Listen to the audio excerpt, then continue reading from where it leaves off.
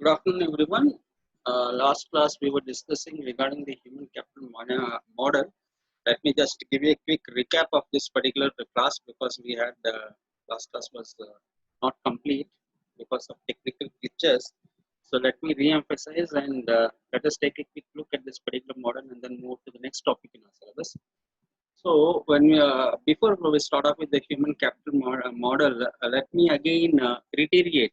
Let me again inform you that this human capital management, the subject of human capital management is a broad subject of human capital management operates at a macro level in the organization.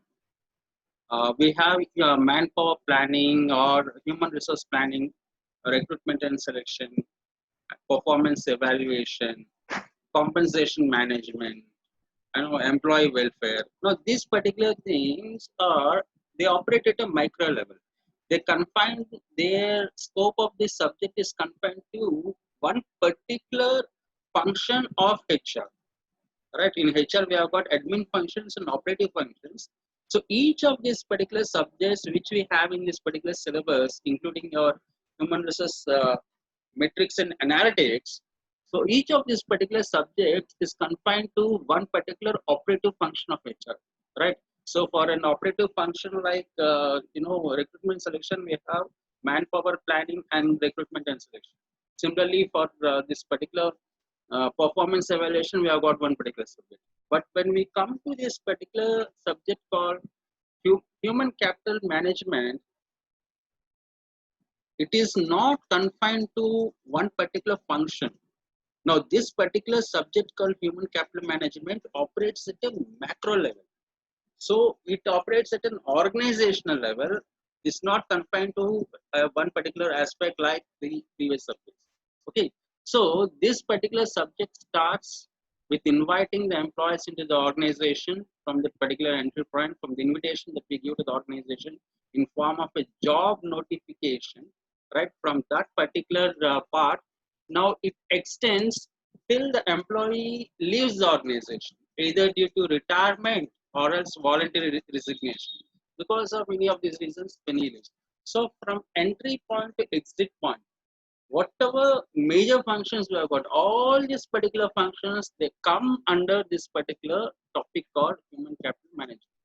And the role and the responsibility of our human capital management is to ensure that we turn these employees into an assets, right? Each of the employee in the organization should be turned into an asset, and those particular employees who are unable to turn into assets, identify these employees, remove them from the organization.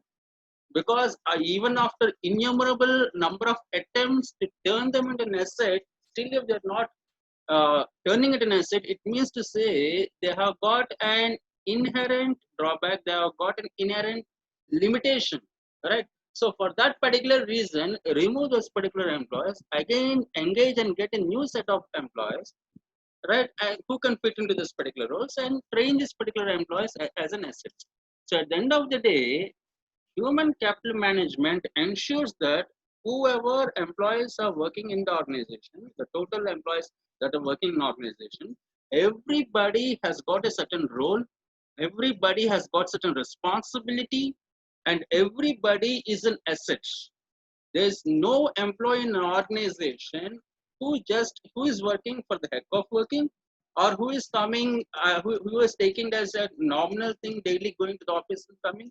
It's not like that, right? Human capital management engages employees in all their particular jobs, and together it makes its efforts to contribute. All their contributions should help an organization to march forward, right? To move forward. Okay, that's what is the subject of our human capital management is. So in light of that, in today's class, we are going to discuss, we are going to see the human capital management model. This human capital management model, it consists of 6 steps. And the 6 steps are planning, employee seeking, placement, service delivery, maintaining, and retirement. So these are the six processes that we have in our human capital management model. Now coming to the first one, that is planning. Let us see each one of them in detail. So when we look at this particular planning, what does planning mean? Planning takes a look at the employees who are within the organization and the vacancies that are being left by the employees because they have voluntarily resigned or they have retired because of such aspects, the vacancies, right? And the importance of this particular vacancies, prioritize them, right? So this particular part of human capital management oversees the functions of manpower planning or human resource planning, recruitment and selection, both these functions, right? So it sees to that the HRP department or the HRP people who are working in the organization, right, they happen to prepare their job analysis perfectly, because as time changes, job roles may change. As time changes, job responsibilities change, the protocol changes. So there are certain changes that are happening. So those particular changes have to be incorporated into the job role. So when they're preparing the job description, these particular changes have to be incorporated in the job description. Now, similarly, based on the job description, we may have to alter the job specification also, right? Now, previously, most of the organizations at the middle level, they were only bothered about the qualification. They were not bothered about the experience. But today, when you look at the recruitment notifications giving in each and every industry at the middle level, they're very particular and they're very specific. It's not just the qualification or educational qualification that you're having. Added to that, they're very particular about the experience that an employer has got, right? And and this particular experience which an employee has got, now it should be relevant to this industry. It should be relevant to the job. Say the opening is in the banking sector, right? So they are looking an experienced employee from the within the banking sector, private bank or the government banks or cooperative banks, or at least non-banking financial corporations, NBFCs, right? So, but say if an employee from pharma sector wants to add in, or employee from IT sector wants to come and join in this particular organization, no. Now there this particular skills do not match. Qualification he has got. Now, whatever qualification that is needed for the probation officer in this particular bank, in ICICI Bank, now that particular qualification both these fellows have. The fellow who is working in the pharma sector has got, and the fellow who is working in the IT sector has got. But what they do not have is the skill, and that particular skill will come with only experience. So they are very particular about recruiting an employee who is in the related industry, right? So that's how you'll have to plan. Now, having done the planning, then we move on to employee seeking, that is recruitment and selection. So the HRP department work is over. Human resource planning department work is over. So now what they are going to do is they are going to move to this particular recruitment and selection. So what is the job of the recruitment and selection here? What is the role of recruitment and selection? The job or the role of recruitment and selection here is to identify employees, right? Is to the job in so when we talk about the employee seeking, we're talking about recruitment and selection. So there are recruiting methods. Similarly, there are sources of recruitment also, right? Organization needs to identify sources which are cost effective, right? Identify the sources which are cost effective. And similarly, that particular recruiting method should also yield the best result. Many a time it so happens now, I mean, in a place like India, there are thousands of youngsters who are unemployed. So getting a person for the job is no big deal, but getting the right person with the right attitude and the right skill is definitely a big deal, right? is definitely worth $1 million. So that's the challenge there. The challenge is identifying a person with the right attitude and with the right skill. Right now, that's the challenge, and getting him at the right time onto the organization. Most of the time, this combination does not work. If you are having the right person, the timing is wrong, or if you are having this particular right attitude, the person is, I mean, this particular qualification, other things do not suit. So somewhere we have this particular mismatches happening. So today, the recruitment team, the recruitment and selection team in organizations is struggling with that, right? Because there are very few skilled and talented workforce, but the average skilled workforce is in millions. It's in thousands. It's into lakhs. Among this particular lakhs of people, there's thousands of people. Identifying those particular 10, 15, 20 people, hand picking 40 or 50 people is the toughest task. Now that's the biggest challenge here in the recruitment and selection. Okay, so that's what, as a human resource management, the HRM, I mean HCM, the human capital management, people who are engaged into this particular task, they should give their expertise, they should share their particular knowledge with the recruiting staff, with the recruiting and selection staff who are into headhunting, and tell them and help them in coming out with those particular methods which are cost effective, and then at the same time which happen to yield high results. Next is the placements. So once this particular people are being hired, once you get them onto the board, the next thing that we'll have to do is place them in the organization, right? So after having selected, placing them in organization is easiest task. But there are few challenges here, right? The challenges here is how quick or how better is he in adopting our organizational culture, how flexible is the person in adopting our organizational practices, our work ethics, our work code, right? So that we'll have to ensure. Okay.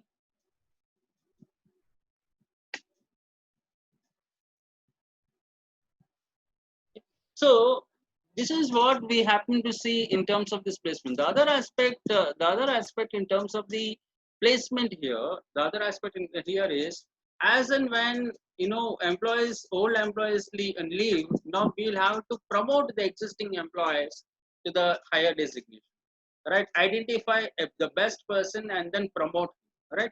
Now there again, placing the persons is very important, right? Many a time and the government departments or even in the private sector organizations also, people give way to feelings like community, people give way to feelings like regional feeling, communal feeling, race feeling. Now all these particular things creep in. Now they corrupt this sort of work practices, corrupt the organization, right? This sort of work practices create imbalances in the organization, right? In the process, what are we doing? In the process, we are neglecting merit. In the process, we are dishonoring a person who is fit because of his hard work and because of his merit. Now him we are not rewarding. And when organization turns a blind eye, organization turns a blind eye to this sort of practices which are happening right in front of it. Now those particular practices are going to be destructive in the long, right? So that again is the challenge here. So as human capital management, the human capital management department, it has to ensure, while placing people, in the sense while promoting people to the next designations, ensure that merit plays an important role, ensure that seniority, work experience, these factors play an important role, right? Not the rogue factors like community, regional feeling and other things. Now, those things should not come into the picture at all. Okay, so that's the placement part. Now having placed the employee, now what we are going to do, we are going to monitor his performance, right? How better is he pairing up? Have we taken the right person? Is he meeting our expectations or not? Is he able to stand up to the job responsibilities? Is he able to handle the work pressures? Is he able to manage the employees working under him? Right. So these particular things we'll have to look into here in case of the service delivery. Right. So when he is able, when he is following the protocol, he is able to earn appreciation from his higher authorities, and at the same time he is being appreciated by the people working under him, and he is very good at managing pressure, at handling stress, and at the same time he is also the best in giving the result. Right now that particular person will have to retain such particular people. So so here in case of the service delivery, he has given his best. Now once that is being done, then we move to the next stage. The other aspect of service delivery here is employees are brand ambassadors of an organization. Right. So when it comes to the marketing industry, when it comes to the marketing and the sales function, here in case of this particular service delivery, ensure that you delight your customers. Now today, satisfied customers are not the loyal customers. Satisfied customers today, they take your service, tomorrow they go to your rival organization. So they don't have any fixed mind. They keep hopping from one particular organization to organization.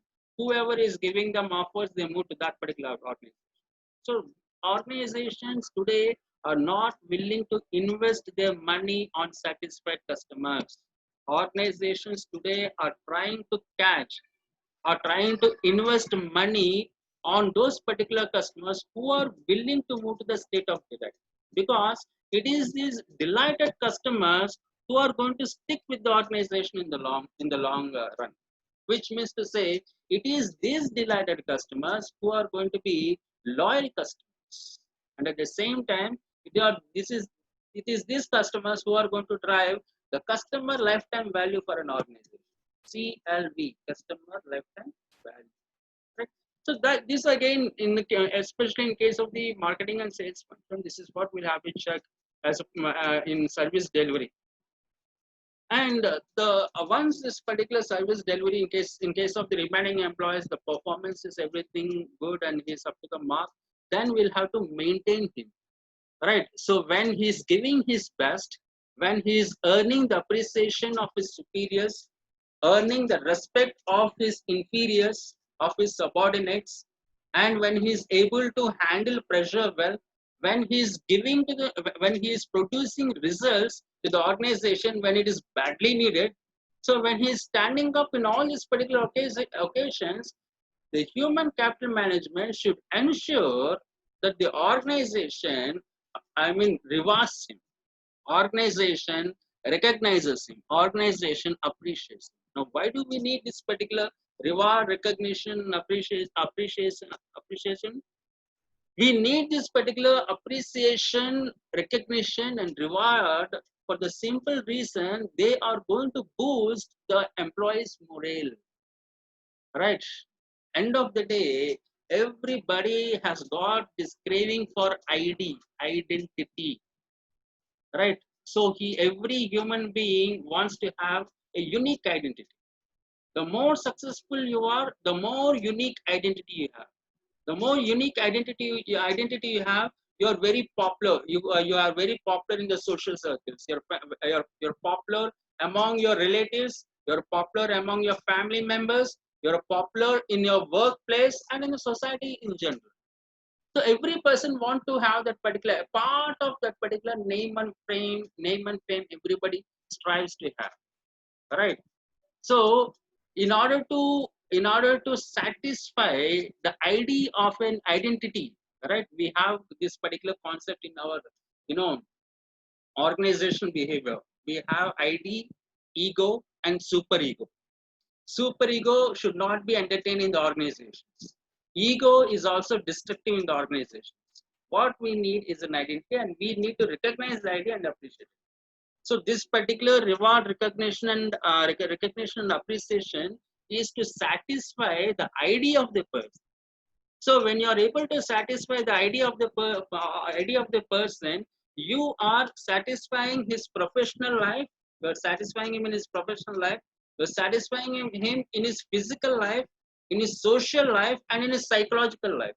So in a way, you are balancing him holistically, right? Social life is happy, physical lives with the kind of the salary, with the kind of recognition, rewards, and all you're giving. So he's able to lead a very good life because of his, because of which he has got a name in his community, right? Social life, physical life is also satisfied. Professional life, back in the organization, because of the appreciation, everybody starts looking up to him. So when you're able to cover each and every sphere of his life, now that particular employee will not look for green pastures elsewhere. Now this employee is the last employee to leave the organization. So what are we trying to do? We are trying to instill employee loyalty, right? We are trying to bring in employee loyalty, right? So for that particular person, you need not go tell him, I'll give you another 10,000 rupees, please stay back. I'll increase your, I mean, this year I will give you an increment of 12,000 rupees, please stay back. You need not do all this particular cheap bargaining with him, right? So money is one particular aspect. What we are trying to do, right? We are not trying to we are not digging, I mean, we are not trying to satisfy, the peripheral things. We are satisfying the core things. We are striking at the root of the problem. We are trying to heal the root, right? There's no point in giving money and all, but when you are not, see, every day you shout at him, every day you mock him in front of the other employees and all, you humiliate him, and then you say, I'll give you 12,000 rupees. Either that fellow should be a donkey or you should be a donkey, right? It can't happen like that, right? At the end of the day, HR should recognize that he is a human, and that fellow should have something called as a self-respect, isn't it? So here, reward recognition and appreciation, linking them to ID will help an employee to have something called as loyalty. We are trying to bring in employee loyalty. And the last part, once we bring this particular employee loyalty, over years, having given his loyal service to the organization, he is going to retire, right? So when an employee is, when we are sending off an employee, it might be a retirement on, and some cases, it might be a resignation also, right? So when we are sending an employee, ensure that you clear all his dues on time, right? Say sometimes clearing the PF account, settling the PF account, settling gratuity and other things may take time. In that particular place, tell him beforehand, right? So this is going to take so and so time. By so and so time, this amount will be credited in your account. I mean, so at the ending stage, right, when we are leaving, I mean, when we are sending off the employee, let us not send an employee with a resentment, right, troubling him, saying that, I mean, today we give a grand party in the organization, call all the employees, and then in this particular auditorium that we have got in the organization, or in the lunch hall that we have got in the organization, there you happen to felicitate him by giving him bouquet and a shawl and all. You do all this particular thing. Next day he comes for the settlements. You say it is going to take him tomorrow, tomorrow, and that particular tomorrow never dies, right? And as tomorrow never dies, this particular fellow, this 35 years, he had got a very positive impression on the organization. Everywhere he used to go and boast, he used to tell his friends, he used to tell his family members, relatives, no, I'm working for so and so great organization. He used to take pride. Now when the issue came of settling the financial things, the monetary issues, now you're making his life a hell.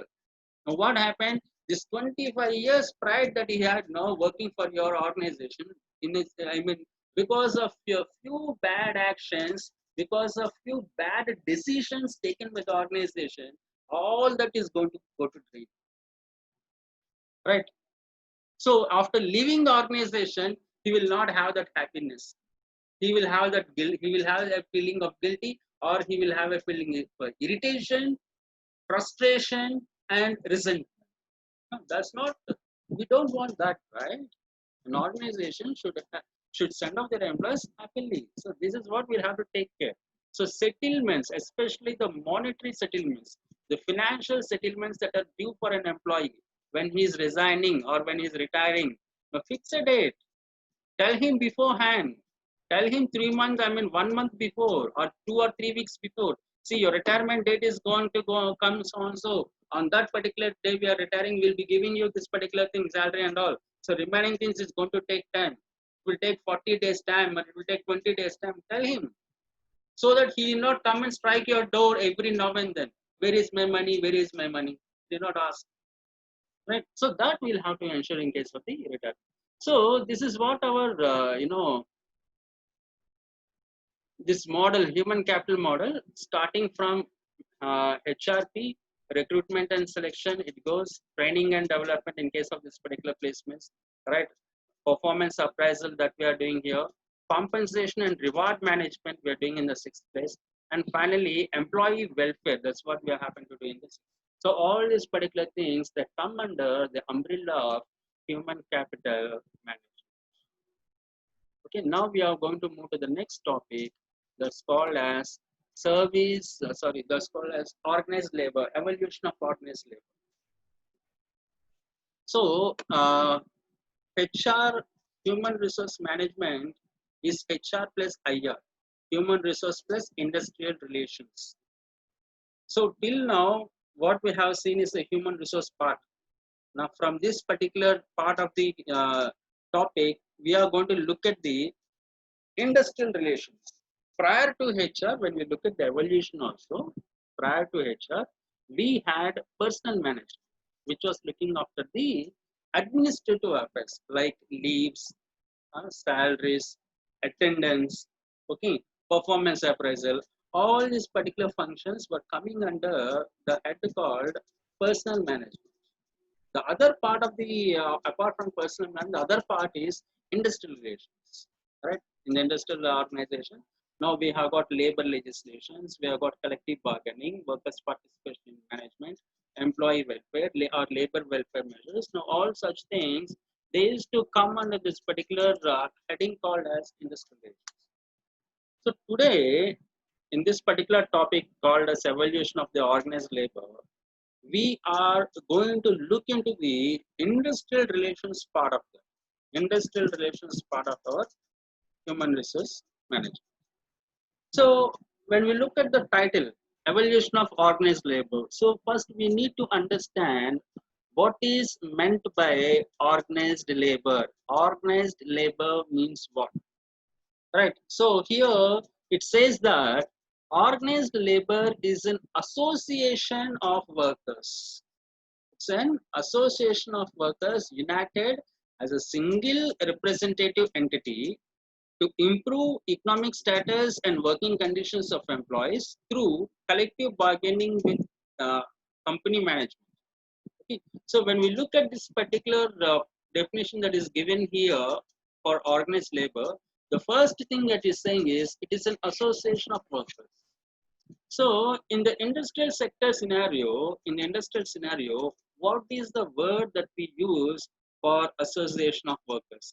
So when we look at the second part of the definition, organized labor is also called as trade unionism. So the association of labor is called as trade union. Right? Trade union is the meaning of the word called association of labor. Now, why do we need this particular? What is this particular trade union going to do? It is going to act as a representative entity on behalf of whom? On behalf of all the employees who are working in an organization, right? So, on behalf of all the employees working in an organization, they are going to act as representatives. For what? Why we need those representatives in the first place? Why there is a need for a trade union? Because this trade union or the representatives, what are they going to do?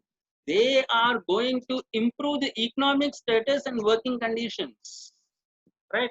So they are going to uplift the employees. They are going to add well-being into the employees. They are going to improve the quality of life back in the workplace, they are going to improve the quality of work life. Right? Back in the society, they are going to uplift him from poverty, give him a decent living, right? Give him a very productive and decent living. That's what they are going to do. So improve the economic status. That's one particular aspect. And apart from economic status, also improve the working conditions. The work conditions within the organization, they also should be improved. For improving the working conditions of employees, we have got number of laws, labor laws, right? There's a labor law called Factories Act, Industrial Disputes Act, Workmen's Compensation Act, Mines Act, Plantations Act, like that. For each and every industry, we have got separate labor acts. So what the union has to do is the organization implementing those labor laws or not, as per the standard labor laws, are they providing or not. Say for example, if you take safety, okay, in case of this particular safety across the industry, we have got for safety, health and welfare, Factories Act has got certain sections. Now Factories Act section 11 to section 20, they talk about this particular health. 20 to 30 some X number of sections, they talk about this particular welfare. So there are certain sections. So section 25, fencing around this particular so and so in the machinery. Okay, now section 21, young persons, people who below 30 years should not be employed near dangerous or heavy machinery. Now that's a section that is under the law. So as per the law that we have, or is the organization following the law, or is the organization not following the law? The organization is not following the law, put pressure on the management to ensure that they are following the law. By doing that, what is happening? We are trying to improve the working conditions of employees, right? So the improving economic status and improving working conditions can also be done through the other way, and that particular other way is what we call as collective bargaining, right? The reason Britishers were very successful in occupying the entire India, they came as traders. They came as traders in sometime between 1500 to 1600. They came as traders.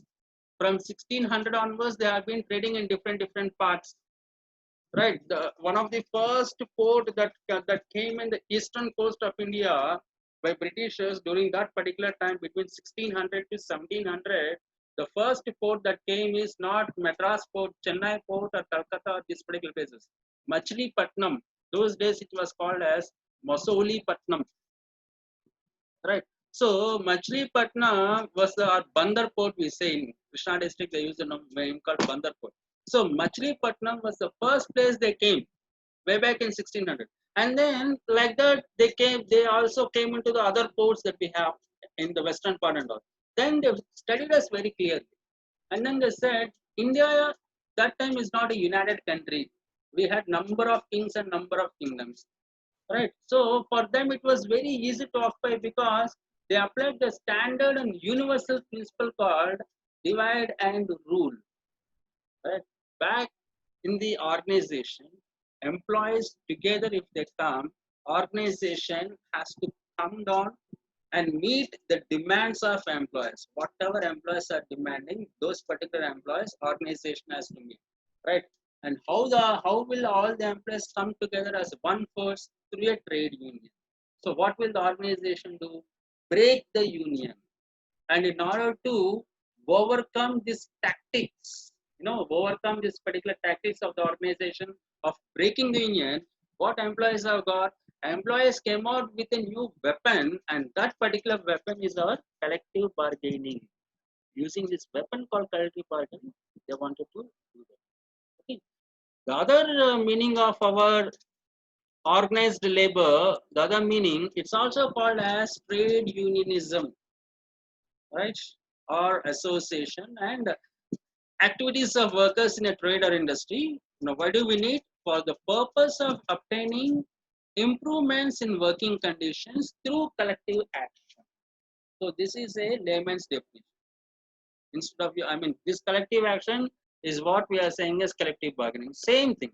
Here also they are working for improving the working conditions. Okay. So when we look at the evolution of organized labor, we have the first phase of organized labor from 1950s to 1960s, immediately after attaining independence. And the second phase from 1960s to 1980, those 20 years.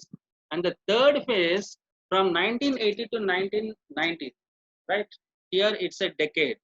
And then the last phase is from 1990 to 2000. The fourth phase is from 1990 to 2000.